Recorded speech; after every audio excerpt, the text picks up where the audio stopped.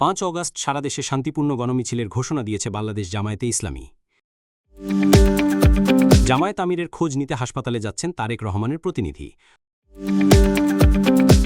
আজ রাজধানীর শাহবাগে সমাবেশ করছে জাতীয়তাবাদী ছাত্রদল।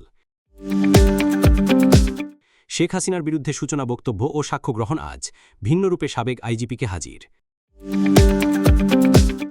নতুন বাংলাদেশের ইশতেহার ঘোষণা আগামীকাল, এনসিপি। 5 আগস্ট সারা দেশে শান্তিপূর্ণ গণমিছিলের ঘোষণা দিয়েছে বাংলাদেশ জামায়াতে ইসলামী।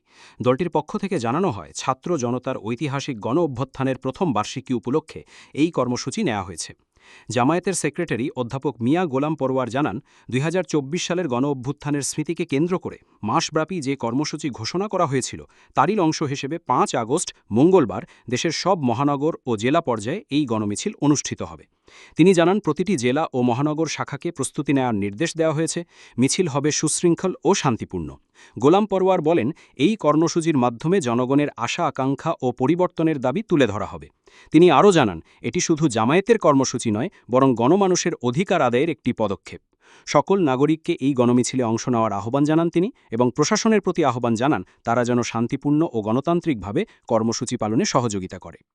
জামায়াতে ইসলামীর আমির ডাক্তার শফিকুর রহমানের স্বাস্থ্যের খোঁজ নিতে ইউনাইটেড হাসপাতালে যাচ্ছেন বিএনপি নেতা শহীদ উদ্দিন চৌধুরী অ্যানি। রবিবার দুপুর 12:30 তিনি সেখানে যাবেন বলে জানিয়েছেন বিএনপির মিডিয়া সেলের সদস্য সাইরুল কবির খান। জানা গেছে, বিএনপির ভারপ্রাপ্ত চেয়ারম্যান তারেক রহমানের পক্ষ থেকে অ্যানি এই সাক্ষাৎ করবেন এবং জামায়াত আমিরের দ্রুত আরোগ্য কামনা করবেন। এর আগে শনিবার ইউনাইটেড হাসপাতালে ডাক্তার শফিকুর রহমানের বাইপাস সার্জারি সফলভাবে সম্পন্ন হয়। বর্তমানে তিনি সেখানেই চিকিৎসাধীন রয়েছেন। জুলাই আগস্ট গণ অভ্যুত্থানের বর্ষপূর্তি উপলক্ষে আজ রাজধানীর শাহবাগে সমাবেশ করছে জাতীয়তাবাদী ছাত্রদল। রবিবার সকাল থেকেই দেশের বিভিন্ন জেলা ও মহানগর থেকে ছুটে আসছেন ছাত্রদলের নেতাকর্মীরা। বেলা 11:30টায় শাহবাগ এলাকায় তাদের জড়ো হতে দেখা যায়। সমাবেশস্থলে মঞ্চ নির্মাণ ও সাউন্ড সিস্টেম সহ অন্যান্য প্রস্তুতি চলতে থাকলেও তার আগেই আশেপাশের এলাকায় নেতাকর্মীদের ব্যাপক সমাগম হয়। সমাবেশে অংশ নেয়া নেতাকর্মীরা বলছেন, এটি গণতন্ত্র পুনরুদ্ধারের লড়াইয়ের প্রতীক। শান্তিপূর্ণভাবে নানা দাবি তুলতেই এই আয়োজন। ঢাকার উত্তর, দক্ষিণ ও পশ্চিম ইউনিটের নেতাকর্মীরা সমাবেশস্থলে উপস্থিত হয়েছেন।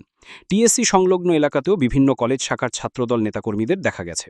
কবি নজরুল কলেজ ছাত্রদল সদস্য সচিব নাজমুল হাসান জানান, আজকের সমাবেশ ফ্যাসিবাদ মুক্ত বাংলাদেশে সম্প্রীতির বার্তা দিতে চায়। এনসিপিকে পূর্ব নির্ধারিত স্থান ছেড়ে দিয়ে সেই বার্তারই প্রমাণ দিয়েছে ছাত্রদল। তিনি আরও জানান, আজকের সমাবেশ থেকে গণতন্ত্র রক্ষার ভবিষ্যৎ কর্মপথ ঘোষণা করা হবে। এদিকে কেন্দ্রীয় ছাত্রদলের পক্ষ থেকে জানানো হয়েছে, সমাবেশ সফল করতে সব প্রস্তুতি সম্পন্ন করা হয়েছে। একই সঙ্গে নগরবাসীর সাময়িক ভোগান্তির জন্য দুঃখ প্রকাশও করেছে সংগঠনটি। মানবতা বিরোধী অপরাধের মামলায় সাবেক প্রধানমন্ত্রী শেখ হাসিনা সহ 3 আসামির বিরুদ্ধে আজ শুরু হচ্ছে আন্তর্জাতিক অপরাধ ট্রাইব্যুনালের বিচার কার্যক্রম। রবিবার সকালে ট্রাইব্যুনালে প্রসিকিউশনের সূচনা বক্তব্য উপস্থাপন ও প্রথম সাক্ষীর সাক্ষ্য গ্রহণ শুরু হবে বলে জানিয়েছে কর্তৃপক্ষ। এই মামলায় প্রথম রাজসাক্ষী হিসেবে হাজির করা হয়েছে সাবেক আইজিপি চৌধুরী মামুনকে। তবে আজ তাকে আদালতে হাজির করা হয়েছে ভিন্ন রূপে, হাতকড়া বা হেলমেট ছাড়া। বিচারপতি মোহাম্মদ গোলাম মর্তুজা মজুমদারের নেতৃত্বাধীন আন্তর্জাতিক অপরাধ ট্রাইব্যুনাল 1 এই বিচার কার্যক্রম পরিচালনা করছে। অন্য 2 সদস্য হলেন বিচারপতি মোহাম্মদ শফিউল আলম মাহমুদ ও বিচারক মহিতুল হক এনাম চৌধুরী। প্রসিকিউশন সূত্রে জানা গেছে, আদালতের অনুমতি সাপেক্ষে আজকের সূচনা বক্তব্য সরাসরি সম্প্রচারও করা হতে পারে। এর আগে গত 10 জুলাই বৈষম্য বিরোধী ছাত্র আন্দোলনকে কেন্দ্র করে শেখ হাসিনা, সাবেক স্বরাষ্ট্রমন্ত্রী আসাদুজ্জামান খান কামাল ও চৌধুরী আবদুল্লাহ আল মামুনের বিরুদ্ধে অভিযোগ গঠন করেন ট্রাইব্যুনাল। এই মামলায় শেখ হাসিনা ও আসাদুজ্জামান পলাতক।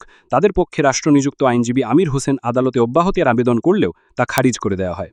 এদিকে তৃতীয় আসামি চৌধুরী আবদুল্লাহ আল মামুন বর্তমানে কারাগারে রয়েছেন। প্রসিকিউশন পক্ষে মামলাটি পরিচালনা করছেন চিফ প্রসিকিউটর মোহাম্মদ তাজুল ইসলাম।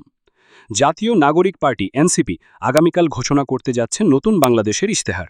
শনিবার সকালে দলটির অফিসিয়াল ফেসবুক পেজে জানানো হয়, 3 আগস্ট ঢাকার কেন্দ্রীয় শহীদ মিনারে এই ইশতেহার ঘোষণা দেওয়া হবে।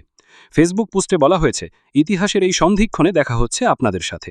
এর আগে গত বুধবার নরসিংদী শহরের পৌরসভা ভবনের সামনে এক পথসভায় এনসিপির আহ্বায়ক নাহিদ ইসলাম জানান, 3 আগস্ট এর সমাবেশে নতুন বাংলাদেশের স্বপ্ন ও পরিকল্পনা তুলে ধরা হবে।